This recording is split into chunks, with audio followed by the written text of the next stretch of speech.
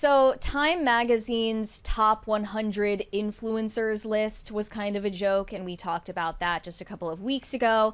And now they have followed it up with a list of the top 100 best podcasts of all time, not just of 2025 or of the last 5-10 years, of all time. And to no one's surprise, they did not include certain, I guess they would say, right-leaning podcasters such as Joe Rogan. He was nowhere to be found on this list. And you would think if it were like maybe 10 ranked, okay, maybe we can excuse that. But 100? And the list isn't just, you know, a bunch of examples of like independent shows that you haven't heard of before.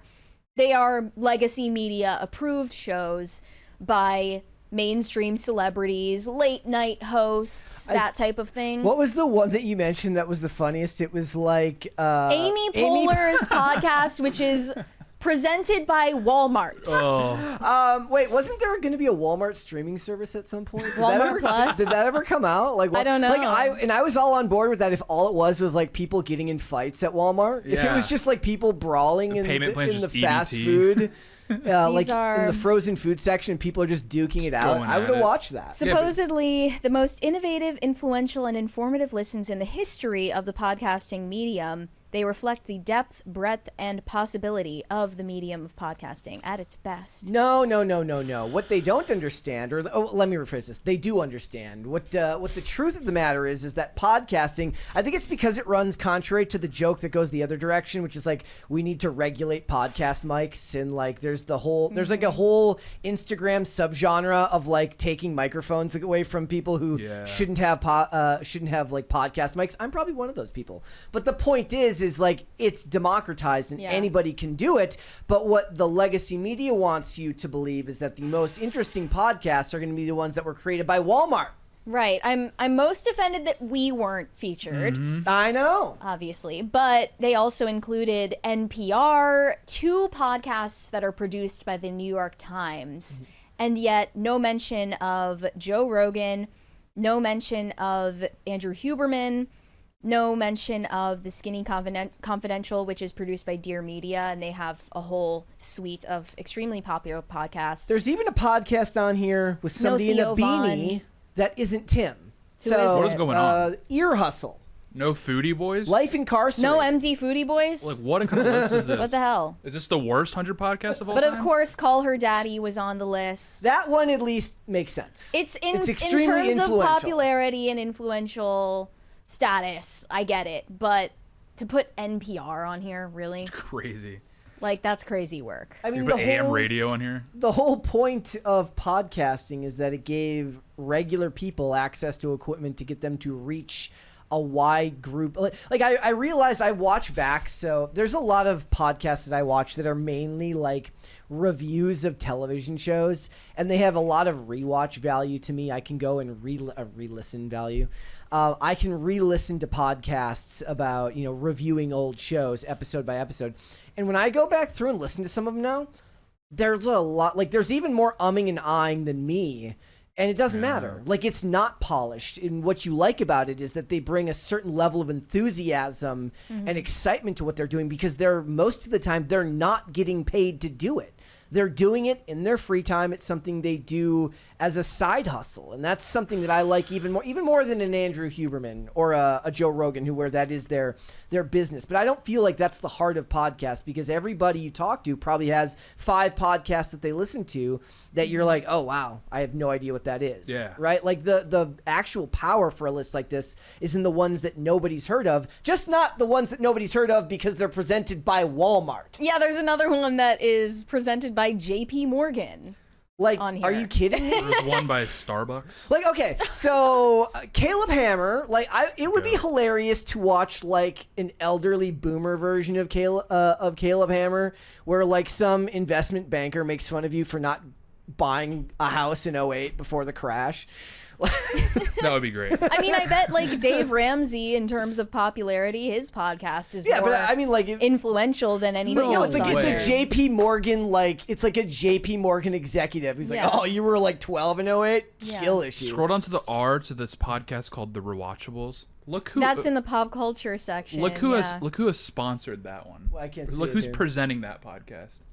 How far down is it? It's The in Rewatchables Rs. presented by Holiday Inn. Like, are we serious Why is right now? at what point did so Oh this my is something God. Why would that- Holiday Inn need to this do is this? something that I talk about all the time. All the food companies are meshing together and they're making like Taco Bell has a Cheez-It taco. Oh, yeah. Like that doesn't need to exist. What the hell does the Holiday Inn have to have a podcast for? It's like, this podcast is so boring, it'll put you to sleep. You need somewhere to stay. Also, like when you go into a Walmart, like they have like their own radio station on. They Yeah. have a Like, ton here that- that are also sponsored by like different written outlets like The Cut or Slate, and multiple from the New York Times. And as you were saying, like why people like podcasting as a medium is because it feels more organic, even if it's not, at least the appearance of it being organic conversation. And that's why Meghan Markle's podcast Is so both of them, hated. Archetypes and the new one, which is Confessions of a Female Founder, are so hated because she scripts every word, and in some cases isn't even conducting her own interviews. They're doing pre-recorded answers to pre-recorded questions.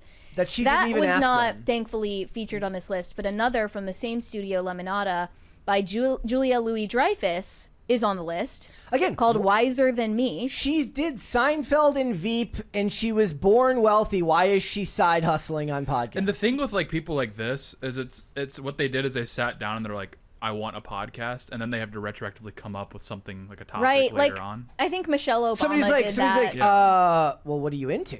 It's like nothing. And then I'm a Meghan husk Markle's of a like, person. crap, what am I into? I'm into yelling at my husband. Yeah, You're like, I well, that doesn't really sell unless it's comedy and you're not basically funny. have no soul. I'm basically a husk of a human being, so this is going to be tricky. I don't know, maybe tech. This is a good mention. The Travis Kelce and Jason Kelce one. That's New a pretty Heights. relevant one. That one belongs on this list. But for the most part, I've never heard of or seen these before. Nope. None Any them. of them. Like Walmart has its own radio station that at least gets views because people have to listen to it while they're in the Walmart. But like my favorite podcast of all time, I've actually told this story before.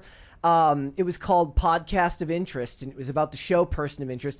And I can't listen to it anymore because like the web server that it was hosted on is gone. And I actually messaged the guy who made the podcast. Yeah. Like, bro, can you I need it, man. Can you Yeah, re-upload it? yeah. Like I got like a 45-minute commute to work every day. I need all 500 episodes. News- I need all 100 episodes. In the I got a road entire- trip coming up. I need one more. Yeah. There are 3 examples in the news and politics topic. And it's New York Times, NPR, and New York Times. This is why you're a joke. Like, this is why everyone considers legacy media a joke and doesn't trust them. Also, I don't see any wrestling podcasts in here, and wrestling was one of Yeah. the first industries to like really like, because there's so many diehard fans of wrestling, they got in on the ground floor even before there was what is called podcasting. But like the podcasts that I listen to in wrestling have all been doing it for 10 years or more, like Yeah. at least 10 years or more. The ones who go all the way back to the radio days, sometimes 15 to 20 years. Here's another one. Code Switch. Unpacking Race in America by NPR. Oh wow, that sounds Who's so listening sick. to that? Like, F-Time magazine for even putting this together. This is worse than the influencer list. This had to be one person at time that just got the green light. And Yeah. there's no way. There's Her name is no way. Eliana Doctorman, and she put together this list. Is criminal a true crime? No, it says the human side of crime. That's in the true crime Okay, section. At least true crime makes sense. There's a lot of people that love true they crime. had one based on Elizabeth Holmes, The Dropout, which is in here. Time will, plug their nose like when they made Trump like Man of the Year. And Right, Yeah. right. So what Like, changed? what's going on? Are they stuff. still How trying we to chose. pretend that they are relevant? Yeah, they are. They've got, also like, I heard of Bodega Boys, but yeah.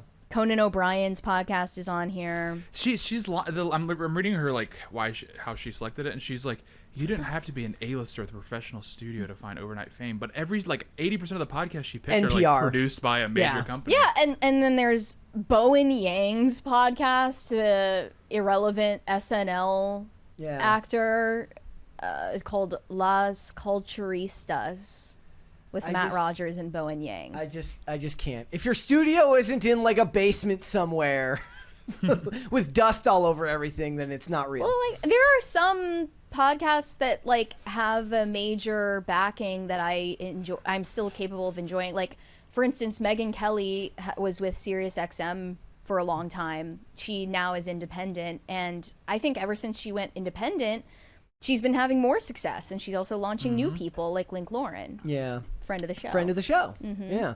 Do you think that for somebody like, but Megyn Kelly was one of those people that was always going to probably strike out on her own. Like she was never going to. She was weird though because she was an A-lister that no one knew anything about. She Yeah. was just a personality. Maybe you'd heard the name, you knew it was spelled funny, but You knew her, you knew her face, you knew like her cadence, but you don't know anything about her personally. Yeah. And those are actually somewhat rare, I think, of celebrities where they're literally just I famous. know Tim would crash out if he read through this list. I think Oh, we did. yeah. I think we talked. We might not have talked about it on IRL, but we at least talked about it before IRL. At What did some he point. say? I don't know if he was. It might have been Sean or somebody else that was talking about it. In objective metrics, Timcast IRL would be on this list. Yeah, if it was 100 most What's popular of all what's time. the dude? Sean. Where are all the military industrial complex podcasts? Sean Ryan. Sean Ryan. Yeah. Right, Like, exactly. This is, Doesn't Jocko Willink have his own Yeah. podcast Or as well? freaking Lex Friedman, where he's like on there doing math problems. yeah. Why is So it boring Lex Friedman So on here? Brett, you do math sometimes. Like I am pretty sure that like nobody actually awake listens to Lex Friedman. I think Holiday Inn would be much better off sponsoring him. Yeah. Like you're in the car, you're about to fall asleep, listening to his dumb show, and then you're like, oh, Holiday Inn, okay. Like I can't with this. Like all they had to do to like if they were trying to rebuild credibility post Vibe Shift would be to put like a couple of non fake ones on here. Brittany Hugaboom tweeted about this, saying the left has long dominated film, television, and fashion, but when it comes to podcasts, especially among men, the right owns that space. Joe Rogan, Theo Vaughn, and other male podcasters have become so influential culturally that even the left is asking, where is our version of Joe Rogan? And the only podcasts recognized on the list were Call Her Daddy and Serial. The more mainstream media erases what's actually shaping culture, the faster the next generation will tune out. There are far more influential podcasts out there than the ones Time included. Even like years ago, as far back as like 2020 that I can remember, people who were very far left would talk about Joe Rogan as like a slur. They're like, "Oh, you listen to that guy." And I was like, In like yeah, like pre-COVID like era? I mean, that Yeah. I just might have had friends that were so far left that, you know, maybe that was unique at the time, but it's definitely not unique now. Right. And most of the stuff, and to be fair, I don't really listen to Rogan anymore, but the ones I always listened to were things that I had no interest in listening to outside of that time. Like I didn't go search out Annie Jacobs' other books other than the one I heard about on that podcast, and I would listen to her episodes or like any of the ones with dudes from the CIA, but it's not like I'm going out and seeking out that content. Well, like 2020, they describe Rogan in the media as like this far right, like Hitler podcast or whatever. And then he would listen, and it would just be like, what if you had to like hop on the white lines on the crosswalk to get across the street? Like, whoa, dude, wow. Everybody's it's just a whole The whole bunch show's- of that's interesting. podcast bros trying to work out the trolley problem. Yeah, literally.